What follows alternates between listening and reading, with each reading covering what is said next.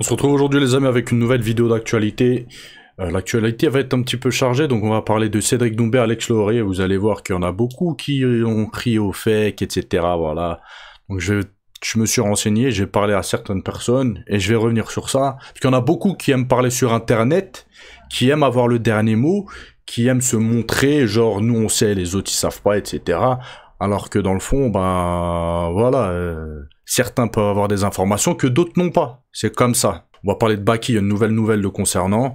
On va parler de John Jones, de Thomas Pinal, on va faire un petit peu le tour des réseaux sociaux les amis. Donc on commence tout de suite avec ces infos les amis. Il y a une nouvelle mode là en France.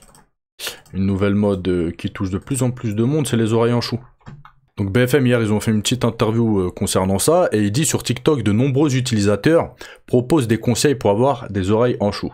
C'est vrai que depuis quelques temps, on voit de plus en plus de personnes qui ont des oreilles en chou. Après moi j'ai une petite idée pourquoi c'est devenu une mode. Il y a plusieurs possibilités pourquoi les gens se décident de se faire des oreilles en chou. Ah déjà, la première chose c'est qu'on vit dans une société hyper violente. Donc les gens ils sont beaucoup dans le paraître, dans la dissuasion. D'accord ? Vaut mieux dissuader que passer à l'action. Et on en a en plus de ça, ils sont peureux. Et on a en plus de ça, ils savent pas se défendre, etc., etc. Donc avoir des oreilles en chou, c'est un fait, ça peut dissuader les amis. Donc il y en a peut-être, ils se disent bon, je vais me faire des oreilles en chou, comme ça dans la rue, on risque de moins m'embêter potentiellement. Il y a quelques temps, ceux qui avaient cette optique-là, c'était ceux qui faisaient de la muscu. Ils se disaient quoi ? Je vais être balèze, les gens ils vont pas m'embêter vu que je suis balèze. En 2025, on commence à comprendre que bon, t'as beau être un go muscu balèze de fou, ça te fait pas de toi un mec dangereux, bien au contraire. D'accord ? Parce qu'il y en a beaucoup de mecs hyper balèzes, ben, c'est plutôt un handicap en fait. Ils sont très lents, pas de cardio, ils sont très peu souples, etc. C'est un vrai handicap. Donc ça, les gens, ils l'ont compris. Donc maintenant, ils vont plus vers les oreilles en chou. Voilà, c'est une façon de dissuader. Pour moi, je vois les choses comme ça. Et il y a aussi le fait que ça donne un petit style. Un petit style de cogneur. Genre, vous voyez, ouais, moi je suis dangerous, etc. Et en plus de ça, les gars, même les meufs, les jeunes femmes, elles commencent à apprécier ça. La dernière fois, je voyais justement certaines qui disaient, ouais, moi je veux que mon mari ait les oreilles en chou, par exemple. Donc voilà, pour toutes ces raisons, et peut-être qu'il y en a d'autres, et peut-être même que je me trompe, mais ça devient une mode, voilà. Après, bon, ça reste quand même assez dangereux, parce que imagine, t'as une oreille en chou, mais tu sais pas te taper. Vous voyez ce que je veux dire ? Et il y en a vite, ils vont se faire cramer, en fait. Parce que tu peux faire croire à des étrangers, à la rigueur. Mais imaginons à tes potes. Tes potes, ils savent que t'es une quiche, peut-être. Mais tu viens au quartier, t'as des oreilles en chou, ils vont te dire, ouais, comment t'as eu ça, en fait ? Tu vas dire quoi ? Je me suis cogné dans... Vous voyez ? Donc voilà, je voulais vous faire part de ça parce que voilà, c'est un phénomène de société, il y a de plus en plus de personnes qui veulent en avoir et qui s'en font. Et voilà. Maintenant les amis, on va parler de Topuria et de Charles Oliveira. Donc Charles Oliveira a réagi aux commentaires irrespectueux d'Ilia Topuria à son égard. Il a dit quoi ? Je suis à l'UFC depuis 15 ans et je n'ai jamais parlé en mal de qui que ce soit. Je pense que Topuria a été irrespectueux avec ce qu'il a dit, excusez-moi. Je tiens juste à rappeler à tout le monde que la catégorie la plus difficile est celle des poids légers. J'y suis depuis des années, alors j'ai quelque chose à dire. Je connais ma puissance. Je pense que Topuria doit intégrer la division plus sereinement, plus lentement, car il y a beaucoup de costauds qui méritent le respect. Moi, je suis totalement d'accord avec avec Charles Oliveira. Et franchement, les amis... Après, il y en a, voilà, ils aiment bien Topuria, etc. Mais j'aime pas trop son comportement, moi. J'aimerais bien un fight entre les deux. Je vous en ai parlé justement hier ou avant-hier. Et très clairement, si les deux s'affrontent, je serais pour Charles Oliveira à 200%. Parce qu'il est plus humble, il est souriant, il est gentil, vous le voyez. En plus, il vient vraiment, du ghetto, lui. Il vient des favelas, etc. Non, il a une grosse carrière, les amis. Au début, quand il était à l'UFC, c'était compliqué. Il a fait un gros travail, il s'est beaucoup entraîné, etc. pour avoir ce niveau-là. Hein. Non, franchement, moi, c'est un mec que, voilà, si les deux doivent s'affronter, je serais à 200% pour Charles Oliveira. Et il a raison, en plus, dans ce qu'il dit.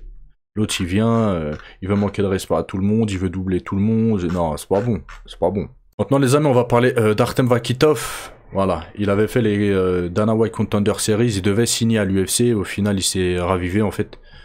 Il signera pas, voilà. Et il explique qu'en fait, que il a gagné contre le Français Islam Masraf son combat par KO, ou TKO, je ne sais plus.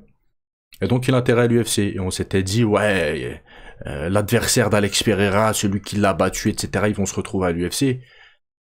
Mais c'est mort, voilà. Il a expliqué que l'UFC ne payait pas assez, il a essayé de négocier, etc. Mais ils ont des prix fixes. Que tu sois champion ou pas, ils s'en foutent. Quand tu rentres à l'UFC, t'intègres l'UFC, tu touches telle somme. Voilà. Donc, par rapport à ça, il explique qu'il a une famille à nourrir. Donc c'est mort. Maintenant les amis, on va parler de Jon Jones et de Francis Ngannou. Bon, il y a le président du PFL qui est prêt à mettre 50 millions sur la table pour un combat contre Jon Jones et Francis Ngannou. Je sais pas si vous imaginez les gars. Il a dit quoi? Je connais un moyen pour que Jon Jones gagne 50 millions de dollars à affronter Francis Ngannou pour enfin décider qui est le véritable champion poids lourd en MMA. Non, il y a Thomas Spinal aussi, n'oubliez pas. Il y a Thomas Spinal. Comptez-le dans le trio, les gars. Donc là, les amis, Jon Jones, il doit trembler, là. Il demande 20 ou 30 000 euros à l'UFC. L'UFC, il chipote. Et là, le PFL lui propose le double. Donc là, Jon Jones, il doit être comme un ouf, en fait. Je sais pas si vous imaginez 50 millions. Il voulait prendre un gros billet. Là, il a plus qu'un gros billet. Donc on va voir comment ça va se dérouler. On va voir. Peut-être là, Jon Jones, il va prendre sa retraite. Ouais, il va dire, vas-y, il n'y a pas de Thomas Spinal. Je laisse ma ceinture, je laisse mon titre. Et il va aller signer au PFL. Et ouais, les amis, même si c'est dans 1 an ou 2 ans, ils ont le même âge, hein, de toute façon, Francis Ngannou et Jon Jones. Ils ont le même âge. Donc même si les deux combattent à 39-40 ans, ils ont le même âge. Donc on pourra pas dire, il y en a un il est vieux, il y en a un il est jeune, etc., etc. Les deux ne seront plus au top de leur forme potentiellement. Donc très probablement, c'est un fight que j'aimerais voir. Voilà. Et je pense que vous aussi. Maintenant, on continue avec Thomas Spinal et Jon Jones. Il dit quoi? Il a peur de m'affronter. Donc il a dit quoi lors d'une interview?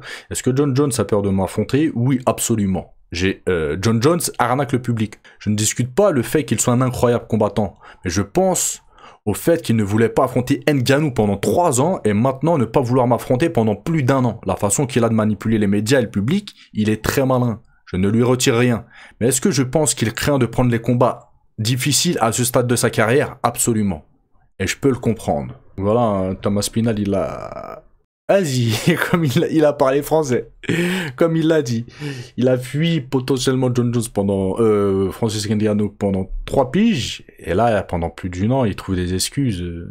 Ouais. Maintenant, les amis, on va parler de Baki. Ah, c'est une mauvaise nouvelle, les amis. Baki sans adversaire. Combat annulé et une vague de refus derrière. Donc là, ça pue, là. Là, ça pue. Le combat entre Baki et Nkamer, prévu le 16 mai à l'Ares, est annulé. Et ce n'est pas tout. Plus de 5 autres combattants ont refusé de l'affronter jusqu'à présent. Il est toujours à la recherche d'un nouvel adversaire qui devrait être annoncé bientôt de son côté. Félix Nkamer a été destitué de son titre et n'est plus champion de l'Ares. Vous voyez, là c'est pas comme l'UFC ou je sais pas quoi. Tu refuses d'affronter, t'es destitué. Il devrait faire pareil l'UFC avec Jon Jones. Donc voilà les amis, c'est une très mauvaise nouvelle parce que ce qu'on va voir Baki au mois de mai, s'il n'a pas d'adversaire, si les gens le refusent. Parce que l'Ares, ils peuvent pas proposer des sommes de ouf. Ouais. Faut qu'il reste quand même dans la limite du raisonnable, parce que c'est pas une organisation comme l'UFC ou le PFL. Donc forcément, les cachets qu'ils proposent pour affronter Baki, bah ça doit pas... Les combattants ne doivent pas être chauds. Ils doivent avoir des petits cachets pour affronter un boucan. Parce que Baki, que vous l'aimez ou pas, ça reste un boucan quand même. Du moins, de ce qu'on a pu voir, ça reste un boucan. On va voir comment ça va se dérouler. En tout cas, je suis un petit peu déçu et j'espère qu'ils vont lui trouver un combattant assez solide, pas une courgette. Et voilà. Maintenant, les amis, on va parler d'Alex Loré et Cédric Doumbé. Bon, il y en a beaucoup qui ont crié au fait que t'es le seul média relayé, le buzz. Il y en a, je vous le dis, vous parlez mal sur Internet. Mais ce qui me réconforte, c'est que 99,99999%, vous ne parlez mal que sur Internet. Voilà, ça me réconforte. Parce que dans la rue, je ne trouve pas beaucoup de personnes qui parlent mal. Même quand il y en a qui m'ont croisé et qui m'ont reconnu, ça parle pas mal. Ça parle pas mal du tout. Hein? Mais sur Internet, il y a 2-3 petits zigotos qui se sentent pousser des cojones et qui veulent parler mal. Comme j'ai dit, ce qui me réconforte, c'est que vous faites ça que derrière vos PC, d'accord? Donc, ouais, t'es le seul à relayer pour le buzz, etc. Il n'y a pas. Le jour même, Alex Loré, il a repartagé l'information, d'accord? Et c'est le premier concerné, ok? Et là, hier, le média en question, C'est le parcours. Il a repartagé l'information. Il a repartagé l'information. Et il est actuellement en Angleterre avec Alex Lahoré. D'accord? Et Alex Lahoré, il y a 19h, il y a 20h, il a dit quoi? La retrouvaille des meilleurs. No fake news. No fake news. Donc lui-même, il le dit, c'est pas une fake news. Ok? En plus de ça, moi, ce matin, j'ai discuté justement avec certaines personnes qui travaillent pour ce média-là. Et ils m'ont certifié, les amis, que c'est pas une fake news. Ils sont bien en négociation pour un combat à la fin de l'année. D'accord? Au Stade des Princes, au Parc des Princes. C'est les premiers concernés qui le disent. Donc certains m'ont dit, ouais, mais le président du PFL a dit que c'était fake. C'est fake, oui, actuellement, le combat n'est pas signé, n'est pas officiel. Mais ça ne veut pas dire... Ça, c'est le journaliste qui me l'a dit. Là, ce que je vous dis, c'est le journaliste qui me l'a dit. Mais ça ne veut pas dire qu'ils ne sont pas en négociation, parce que c'est le cas, d'après ce qu'il dit. D'accord? Après, moi, je suis pas dans leur délire. Je suis pas... Voilà. Moi, je vous fais part de ce qui est dit. Donc, ni vous, ni moi, derrière votre PC, ni derrière mon PC, on peut avoir la certitude. Et moi, quand j'ai fait la vidéo, réécoutez bien, j'ai pas dit « Il va avoir lieu le combat ». J'ai dit « Faut vérifier si l'info, elle est fake et pas, ou si c'est avéré ou pas. Mais si potentiellement, il a lieu. » Ok? Après, il y en a, c'est pareil, ils me disent l'information, elle est pas officielle. Mais les amis, c'est tous les combats au monde, ils sont pas officiels jusqu'à la signature. Donc arrêtez de me dire, ouais, c'est pas officiel ou je sais pas quoi. Alex Pereira vs Ankala F2, c'est pas signé, c'est pas officiel là. Mais on en parle, parce que c'est en programmation. Cédric Doumbé, Baki, on en parle, mais c'est pas officiel. Mais vu que c'est en préparation, on en parle, bah là, c'est la même chose en fait. Ça veut pas dire, parce qu'il y a des négociations... que ça va se faire ou que ça va pas se faire. C'est en négociation. Et on en parle forcément. Il y en a, je sais pas. Je sais pas, en fait. Vous cherchez quoi? Vous voulez quoi? Là, c'est les premiers concernés, je vous le dis, mais non. Non. Bah, on va l'écouter, en fait. Voilà, on va... Au pire des cas, vous voulez plus d'infos, vous allez voir Cédric Doumbé, vous lui posez la question. Vous allez voir Alex Lahoré, vous lui posez la question directement. Voilà. En tout cas, moi, je vous dis ce qui est dit. Et ce qu'on m'a dit. Voilà, c'est tout khalas. Maintenant, on l'écoute. Voilà, on est venu le rejoindre à London. De Bobigny à London. De Boboche à London. De Boboche à London. Donc il y a eux, le parcours qui avait relayé l'information, et il me semble aussi qu'il y avait Gong. Et vous allez voir que les deux sont avec Alex Lahoré actuellement. Les deux. Donc comment eux ils peuvent sortir? Vous croyez que Gong c'est un comique ou quoi? Gong c'est un papa, c'est un homme d'un certain âge, c'est un vrai journaliste, il a sa carte de presse, etc. Ils vont pas sortir des fake news, les gars. C'est l'une des chaînes MMA qui marche le mieux. Là, il y a 2 médias qui sont avec Alex Lahoré. Ils vont sortir une info comme ça. Comme ça, gratuit, pour le buzz. Il n'y a pas de buzz, les gars. Il n'y a pas de buzz. Moi, j'ai des infos. Si je veux faire du buzz, je fais du buzz. Ok? Donc, arrêtez là, vos délires, là. Et de toute façon, parce qu'il y en a, j'ai l'impression, il y en a, ils sont jaloux. Vous êtes des jaloux, pour certains. Vous blablatez derrière vos PC, vous voyez que je suis souriant, que je sais pas quoi, vous prenez un petit peu la confiance à mal parler, etc. Sachez une chose, que ça, vous pouvez le faire que derrière votre PC. Voilà, c'est tout ce que je vais vous dire. De toute façon, regardez, moi, il y a mon visage. Il y a mon visage, je me montre. Je suis plus ou moins une personne publique. Donc, voilà, j'en dirai pas plus. Continue la vidéo. Et regardez, on a quelqu'un d'autre aussi, regardez. Oh là là, l'un des meilleurs du MMA. Regarde, les meilleurs rencontrent les meilleurs. On est là. Eh bien, et encore, et oui, un autre meilleur. Regardez, les deux, ils sont avec, vous voulez quoi? Non, je sais pas sourire.